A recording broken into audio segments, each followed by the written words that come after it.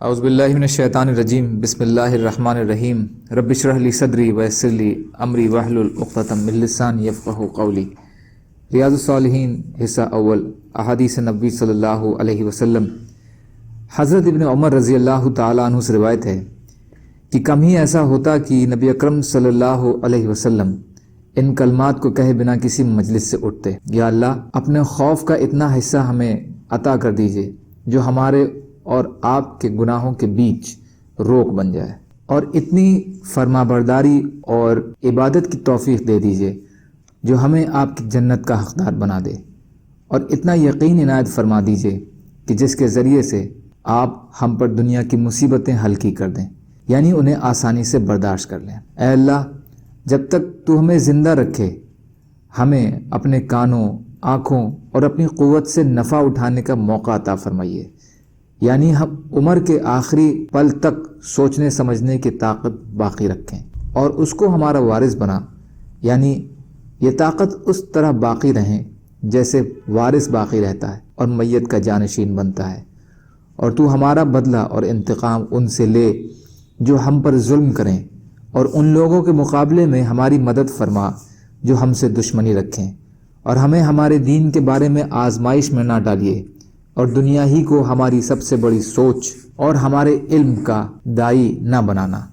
کہ دنیا سے آگے ہم نہ کوئی بات سوچ سکیں اور نہ اس کا کوئی علم ہی ہمیں ہو، اور ہم پر ایسے لوگوں کو حکمرانی اور راج نہ کرانا جو ہم پر رحم نہ کریں۔ ترمذی، حسن درجے کی حدیث ہے۔ فائدہ: یہ ایک مکمل دعا اور دنیا اور آخرت کی بھلائیوں پر مبنی دعا ہے۔ حضرت ابو ہریرہ رضی اللہ تعالیٰ عنہ سے روایت ہے کہ رسول اللہ صلی اللہ علیہ وسلم نے فرمایا: جو لوگ کسی مجلس سے اللہ کا ذکر کیے بنا اٹھ جاتے ہیں تو وہ ایسے ہیں جیسے کسی مردار گدھے کے پاس سے اٹھے ہیں، اور یہ مجلس ان کے لیے حسرت کا باعث ہوگی۔ ابو داؤد، اس کی سند صحیح ہے۔ فائدہ: اس میں اللہ تعالیٰ کی یاد سے غفلت پر سخت وعید ہے، اس لیے کہ یہ غفلت ہی گناہوں کی بنیاد ہے۔ اللہ ہمیں اس سے بچنے کی توفیق عطا فرمائے۔ حضرت ابو ہریرہ رضی اللہ تعالیٰ عنہ سے ہی روایت ہے کہ نبی اکرم صلی اللہ علیہ وسلم نے فرمایا کہ جو لوگ کسی مجلس میں بیٹھیں اس میں اللہ کا ذکر نہ کریں اور نہ اپنے نبی اکرم صلی اللہ علیہ وسلم پر درود بھیجیں تو یہ مجلس ان کے لیے حسرت یعنی آگ ہوگی، تو اگر اللہ چاہیں گے تو انہیں عذاب دیں گے اور چاہیں گے تو معاف فرما دیں گے۔ ترمذی، حدیث حسن ہے۔ فائدہ: ترہ، اس کے معنی حسرت اور ندامت کے ہیں، اور کچھ نے آگ کے بھی کہے ہیں، یعنی اس کا نتیجہ جہنم کی آگ بھی ہو سکتی ہے۔ اسی لیے کچھ علماء اکرام نے مجلس میں اللہ کے ذکر کرنے